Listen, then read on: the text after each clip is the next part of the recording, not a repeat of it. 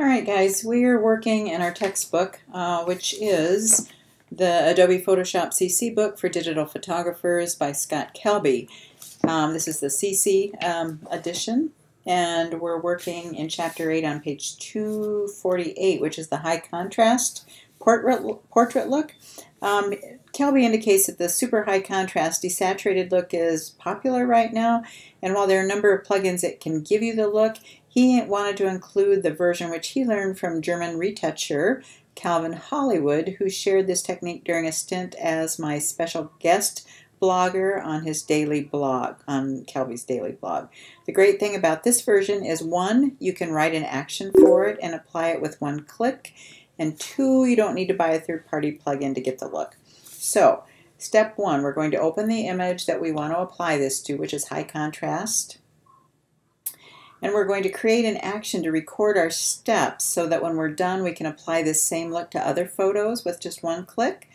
So we're going to go to the Actions panel.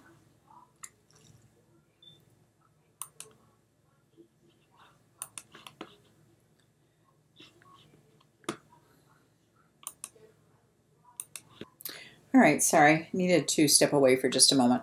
Now the Actions panel is under Window. Well, whatever. We're going to step here. The Actions panel, if it was not, if you could not find it here, you just go under Window, down to Actions, and then it pops up for you. And we're going to click on the Create New Action icon at the bottom of the panel, which if you wait a moment, it'll give you a quick tip telling you that's the button that we want. And then when this dialog box appears, we're going to name this the high contrast look.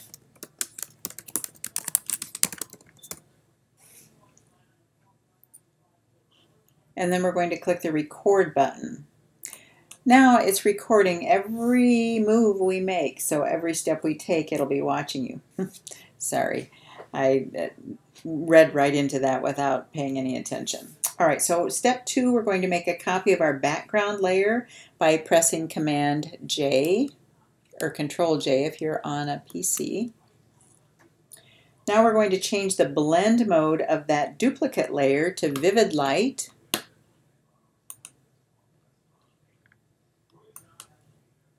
Whoa. And then step three on page 249, we're going to press Command J or Control J if you're on a PC to invert the layer. Oh, I'm sorry. Yeah, I said what you're supposed to do, but I did something entirely different. So it's going to be a Command I. I think that's an I. Yeah, we'll try that. Command I. And that makes sense because that inverts the layer. Should look pretty gray at this point. Next we're going to go under the Filter menu, and under Blur we're going to choose Surface Blur. And then when the dialog box appears, we're going to enter 40 for the radius and we are going to hit 40 for the threshold as well and hit Tab. And then click OK.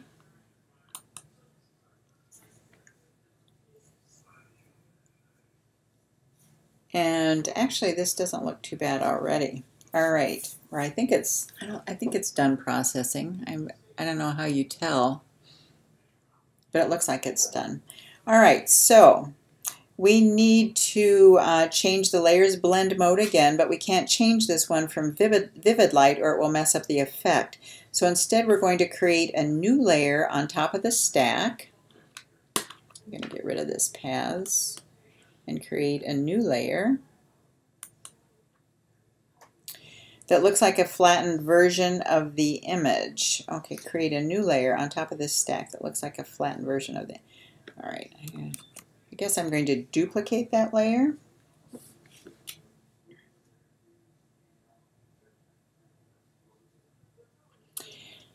So we get this layer by pressing Command, Option, Shift, and E, or Control, Alt, Shift, and E. So again, it's Command, Option, Shift, and E. And there is the layer. That's good. And then step 5 is, now that we have this new merged layer, you need to delete the middle layer, the one that we ran the surface blur on. So we're going to drag this middle layer to the trash. Next we have to deal with all the funky neon colors on this layer, and we do that by simply removing all the color. So we're going to go under the image menu, and we are going to go under adjustments, and we're going to choose desaturate so that the layer will look gray. All right, let's do that again.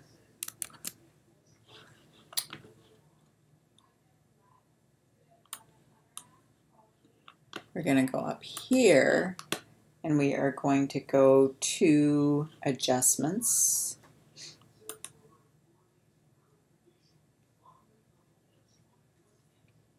And do the desaturate. So the layer only looks gray. Then we're going to change the blend mode of the merged layer, or layer 2, to overlay.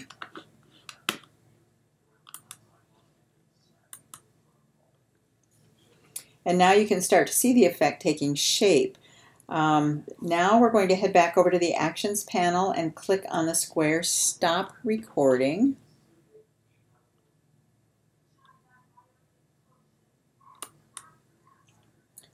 Because what we're going to do next is optional. So step 6, the high contrast looks great on a lot of stuff, but one area it doesn't look all that good on, makes your image look obviously post-processed, is when you apply this to the blurry out of focus background, like the one you see here. So I would only apply it to our subject and not the background, and here's how. We are going to do an option click,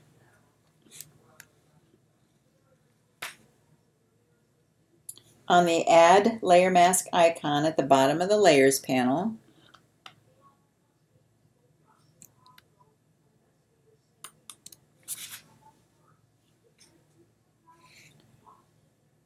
Then with our foreground color set to white, which it already is, we are going to get the brush tool,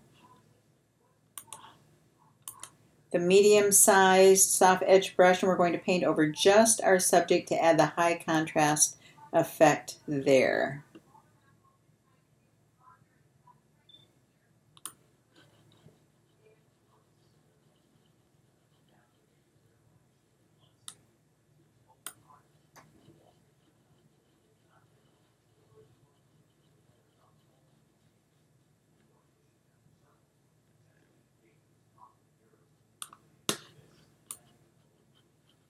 You really see that go to town on his hair, and then on this shadow side of his face as well.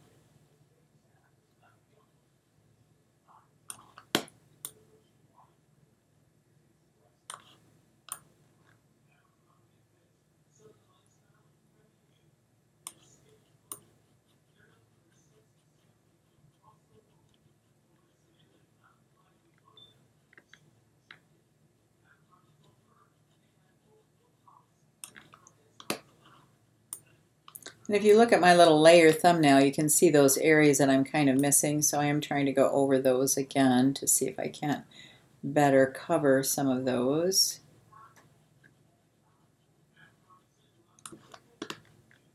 Now, of course, I think you probably want to do it on his hand as well. I might even get a bigger brush if you're going to do it on his clothing, which I think the only thing that we're trying not to do it on is the background.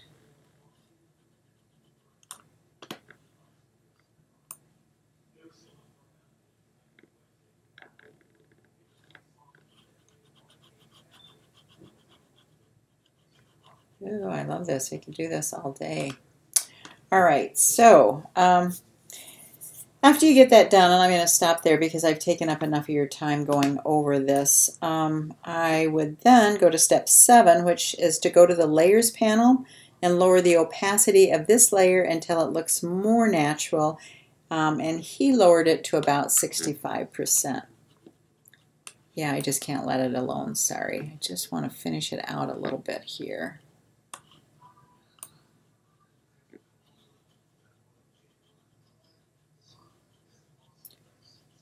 What a fun job this is. Get paid for doing this, right? Okay, so again, I'm going to go to that layer, and we're going to go to the opacity, and we are going to change this to about 65%.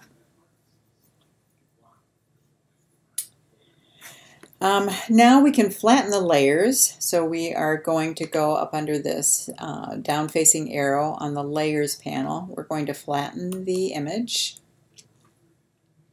and we're going to sharp it using Unsharp Mask. So you're going to go under Filter, I think it is, where the Sharpen is, and then we are going to do Unsharp Mask.